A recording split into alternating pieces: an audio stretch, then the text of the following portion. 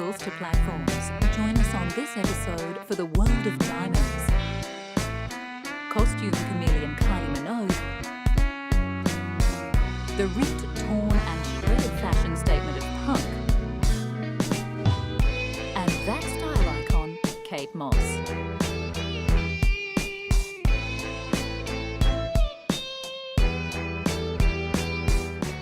New York and America's leading diamond merchants put on a display of jewelry calculated to dazzle the eyes and devastate the pocket. Note the attractive background to this diamond trousseau, designed for an Indian princess who'll certainly sparkle at any party. Another showpiece, the Heart of Texas medallion, features $150,000 worth of stones.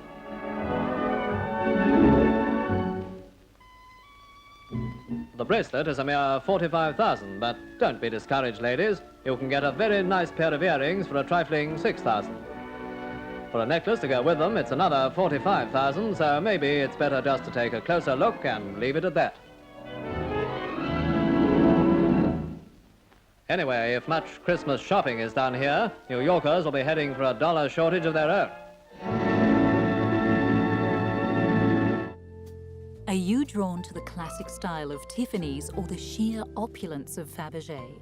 Perhaps you have a thing for the Art Nouveau brilliance of René Lalique. Whatever your style, everybody loves a diamond. Beauty forged at the beginning of time, ready to wear now. When people come to the collection, really I want them to fall in love with diamonds and just to wonder at the beauty and uniqueness of these stones. I mean, you can't help but be gripped by some of the spectacular diamonds that are here. You know, the De Beers Millennium Star, which is a 203-carat pear-shaped stone, is literally perfect. It is the largest perfect diamond in the world. The hardest of all gems by far, diamonds have been prized by humans for at least 3,000 years. In India, they were used to ward off evil and as protection in battle. Now, we prefer our diamonds cut in a round brilliant, like Barbra Streisand's, or a pretty Asher style like Reese Witherspoon's, and perched proudly on our hands. And if you've got the money, anywhere else you can fit them. Throughout history, diamonds have been used as symbols of religion, power, icons of status, and of course, what better status than the modern celebrities that we have today. Within the exhibition, we do have a number of celebrity pieces, but one that does stand out for me is a watch. And within that watch, there are a lot of yellow diamonds showing the face of R&B star Usher, a great modern piece. Even more expensive than the classic white diamond are the different coloured varieties called fancies. The hues range from champagne to blue, green and even purple. In the 1980s, a 3.14-carat pink argyle sold for over $1.5 million. This is the Aurora Collection's Pyramid of Hope, 296 of the world's finest fancies. Most people know diamonds as colorless objects. However, they do come in all colors of the rainbow, with red and green being the rarest colors. But they do come in pink and blue and orange and purple. And for me to be able to share that through the Aurora Collection, which is the most diverse collection of colored diamonds in the world, is a great honor and pleasure to be able to show that to the public.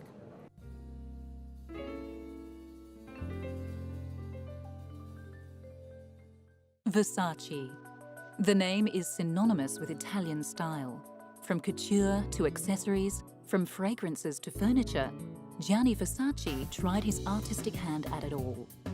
When Gianni was young, he watched his dressmaker mother create gowns for a small clientele.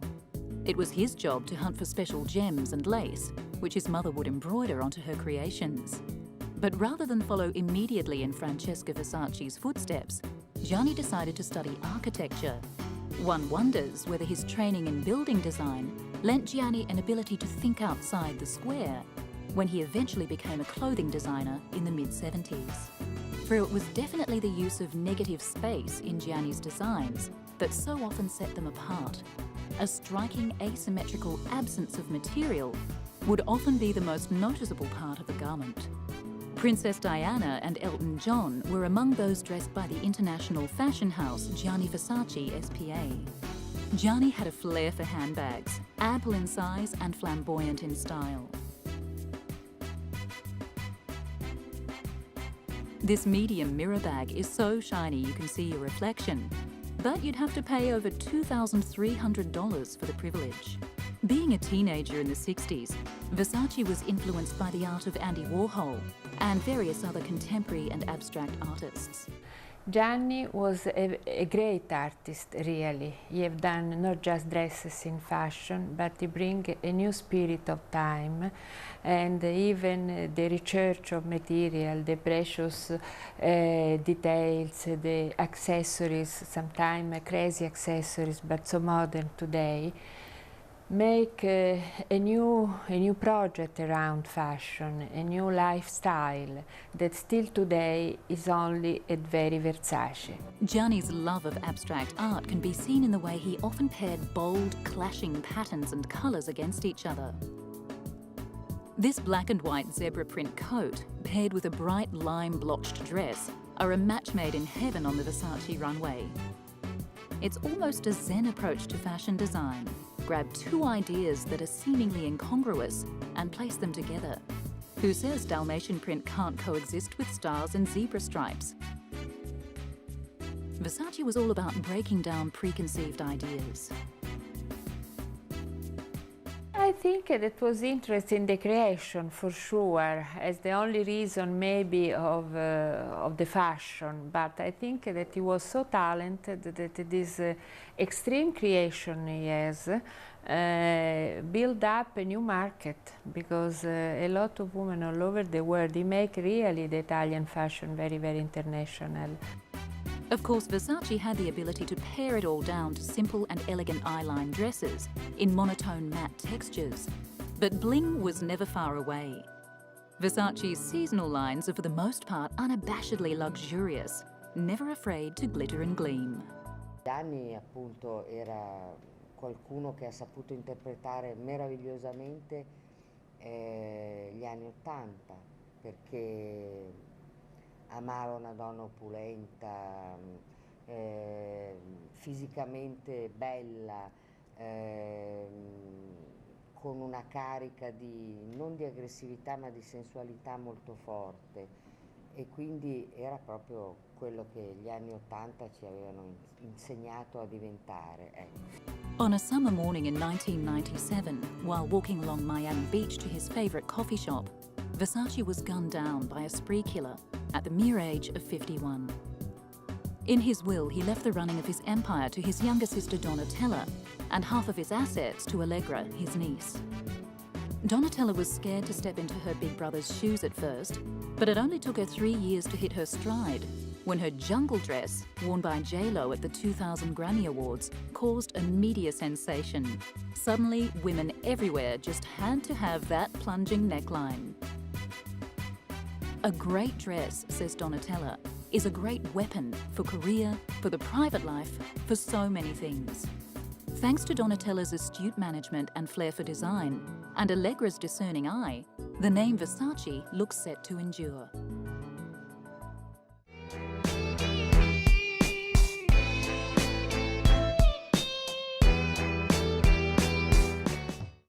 Have you ever wondered how everybody's favourite girl next door went from overalls and fuzzy hair to sexy locks and glittering couture? Her look is a meld of lucky vintage purchases mixed with designs by the who's who of fashion. And if she can't find what she wants, Kylie designs it herself. There is no end to the former Neighbour star's creativity. Early in Kylie's career, costumes were conservative yet always pretty. The most out there she got was to pair chunky Doc Martens with petite dresses. Who can forget the cute blue dress with the heart applique from the Hand on Your Heart video? Kylie's lifestyle and career can be traced through the evolution of her costumes. You actually do get a fantastic sense of the chronology of Kylie's career. So you do even go right back to the Neighbours days. You get to see the overalls that Kylie wore when she was appearing as Charlene in Neighbours. You also do get to see some very early costumes that she wore in music videos such as I Should Be So Lucky, through to Red-Blooded Woman, which was far more recent.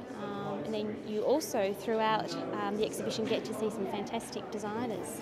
From cute to glamorous, the museum dress was designed by Kylie herself.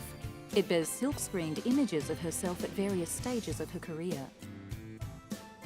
Fee Doran designed this iconic white jersey-hooded jumpsuit with plunging neck and thigh-high slits. It was a daring look for her Can't Get You Out of My Head video. A vintage shopper, Kylie has struck gold on occasions.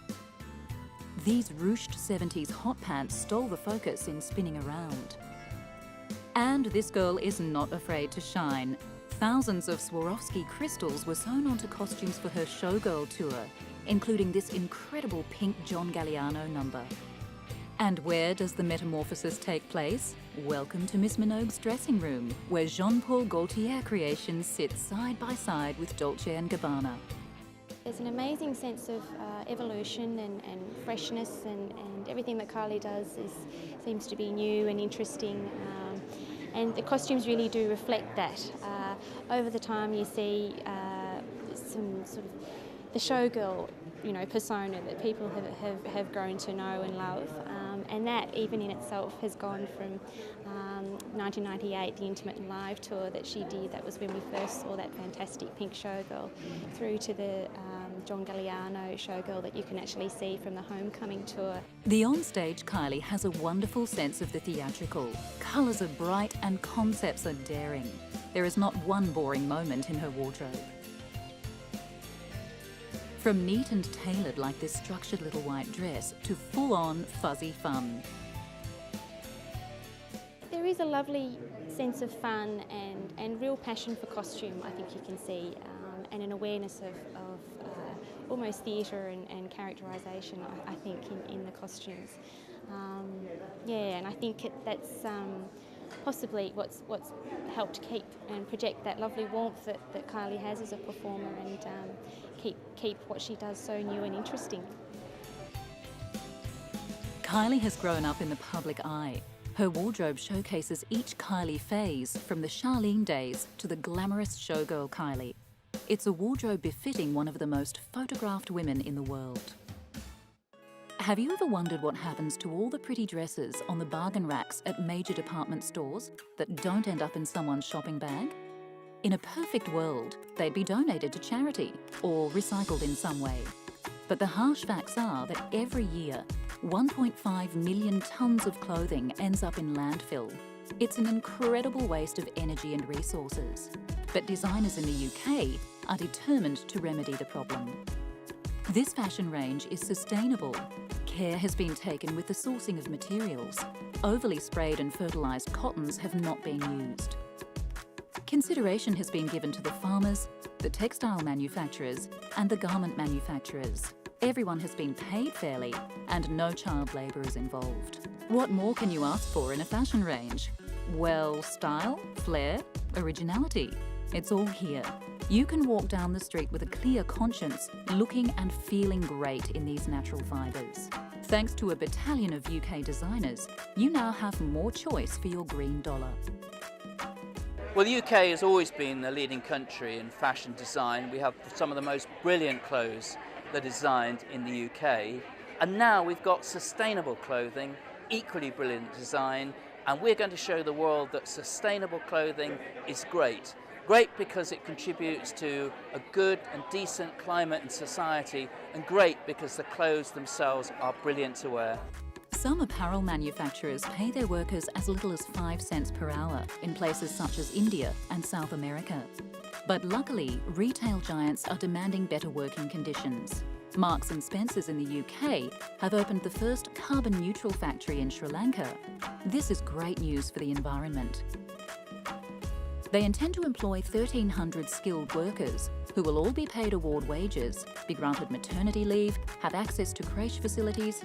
No one will be allowed to work over 60 hours per week. People Tree is another fair trade clothing brand to keep an eye out for. Typically, sustainable clothing is made from natural fibres like hemp, organic cotton, spun bamboo and banana leaf. you don't have to destroy the environment to be beautiful. So I think that the young people really nowadays need to start paying attention to such things as buying organic cotton or buying from local people, and that'll help a lot. If you have a thing for synthetic fibres, you're in luck too. The new air dye process allows these fabrics to be dyed without using any water whatsoever. Literally trillions of gallons of this precious resource will be saved per year if more companies take on the air dyeing process. And those plastic bottles we're all so worried about? Some clever person has figured out a way to turn them into fabric. People are really putting on their fashion thinking caps. Sure, sustainable fashion might cost a little more than run-of-the-mill apparel, but if more people create a demand, the less expensive it'll become. Check out sustainablestyle.org for the latest. It's been a long way to the top for Hollywood star George Clooney. Gaining his first acting role in 1978, it wasn't until 16 years later that the talented actor's star began to rise. Women all over the world swooned over ER's Dr. Doug Ross, and all of a sudden, it became cool for men to wear a suit again, as Clooney sauntered down the red carpet, ultra cool, calm and collected. For an American actor, Clooney's style is very European, very laid back, like the man himself. It's a bad week to be me. Yeah, it's been a rough time, but I'll struggle through it. You know, what I'll do is I'm doing a lot of therapy, and I'll be fine. If you want the George Clooney look, choose a well-cut dark suit and go without a tie. George leaves his top two shirt buttons undone on most occasions. The shirt may be crisp white or black with a black suit. His pants are pleatless and without cuffs. It's a rare occasion that George is seen in jeans these days. He wore them a lot in the 80s. Suits befit an actor who has added director and producer to his credits. His jackets usually have 3 buttons and a notched lapel. Choose colours from black through to charcoal and grey for suits. Accessorised with extremely pricey sunnies, black Oxfords, a clean-shaven face and short back and sides. Apparently George cuts his own hair, not recommended for we mere mortals. A casual Clooney is not afraid of a good quality knit over a black tee, topped off with a 3/4 length coat. George Clooney brings good old-fashioned Hollywood style back into the spotlight.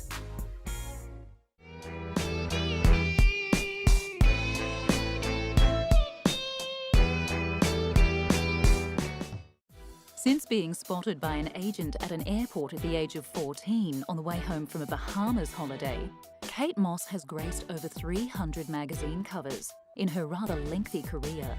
Lengthy for a model, that is. She's over 36 and still gracing the runways. So what is it about this shorter-than-average supermodel that has so captured the imagination of the fashion world and the public alike? Well, dress her up or dress her down, Kate Moss looks just as good in haute couture on the runway as she does in a pair of worn-out jeans and a tank. The girl can morph, and she's always been just a little controversial. Kate has the waif look. She's very gamine. When she appeared in a Calvin Klein underwear campaign in the early 90s, there was a public furore. Who would put such an underweight figure on billboards all over the world? But the initial shock gave way to public adoration, as young girls everywhere wanted to get the Kate look. Kate has a flair for personal style. She dresses mainly in a palette of earthy colours, browns, greens, olives, even oranges. Sometimes she'll opt for black and white, but rarely is she seen in pastels. Her makeup is never overdone. Kate follows the classic rule: if the eyes are accentuated, then the lips are left neutral. If the lips are coloured and defined, then the eyes are neutral. Here, Kate's hair is swept back, although she wears it out most of the time except when she's on the runway. Yeah, I mean, she knows fashion really well. She's never, ever worked with a stylist for her own look. She's got her own style, and that's why Topshop have employed her, because she might not be a designer, but when she pulls on a dress, she knows how to make it look good. She knows about the collar, flicking a collar, how to roll a, it's all about the details and the proportions. When you really come down to it, looking good is about how you wear the clothes, not the clothes themselves. And that's what makes her collection good, is that she's said, okay, here's a chiffon floral dress, but I want it pulled just like this, and I want it to ruck up just like that. So when you put it on, you've got a dress that looks cool, not a dress that looks frumpy. Kate has been the face of every major fashion house in Europe and America, from Calvin Klein to Chanel, Dolce & Gabbana, Dior, you name it, Kate's donned it. But never far from controversy, Kate's bad girl antics became public knowledge in 2005, and things went quiet. 12 months later, she made a major comeback and started designing for the UK's Topshop. She's extremely down to earth, you know, absolutely lovely, has got very, very fixed ideas on her taste levels, you know, the kind of product she likes. So it's actually been really, really comfortable and very easy. Kate's Topshop collection sold like hotcakes, despite the fact that people were limited to purchasing only 5 items each. Skinny jeans, mini dresses and tanks sat alongside tailored vests, knee-high boots and sandals. A black and white sequined flapper-style dress added a touch of glamour. Belts, bags and accessories finished things off nicely. Critics accused the collection as being a little too akin to the styles that Kate Moss would actually wear, which was probably the whole point of the project in the first place. The eternally youthful Kate still has miles to tread on the runway. We just can't get enough. Low employment, rising rents, strikes and economic strife. Piles of fetid, rotting garbage in the street. London, 1976, was not a happy place to be. From this quagmire of social unrest, the punk ethic was born. It was anarchy for the UK as the kids smashed the last of the countercultural hippie movement back underground. I like to be like everybody else. I suppose I'm an extrovert. I like to walk down the road and everybody look at me and things like that. Johnny Rotten, lead singer of the British punk group the Sex Pistols, was quoted as saying that the punk look just naturally evolved. If you got holes in your jeans, it was a practical thing to put safety pins in them to keep them up. With no job, you couldn't afford a new pair. But it was perhaps Richard Hell from the Voidoids who first took the marks of poverty and wore them as exaggerated badges of honour. Hell was arguably the first to spike up his hair too. And then, of course, punk fashion designer Vivienne Westwood took the world by storm with her revolutionary fashion line. People walked out of 430 Kings Road in Vivienne's fetishism-inspired punk garments. Tartan, leather, chains, safety pins. The whole movement really took off when the Sex Pistols started wearing Westwood's creations on stage and television. Who would have thought that Vivienne Westwood would become Dame Vivienne Westwood 30 years after her fashions were so reviled by the UK mainstream public? Though the fact is, this former primary school teacher has made a lasting impact on culture through fashion, and she still designs today. Her favourite model, Johnny Rotten, now known by his real name John Lydon, still exudes a do-it-yourself punk aesthetic, complete with obligatory spiky multicoloured hair. Inspired by the beatnik generation of the 50s, punk still lives on today. It had a hardcore renaissance in the early 80s, then went on to influence one of the biggest bands of all time, Nirvana. Billie Joe Armstrong from Green Day proudly carries on the punk tradition. But while Johnny Rotten is still alive, there will only ever be one king of punk, even if he does take high tea with friends. Peace and love. Peace off.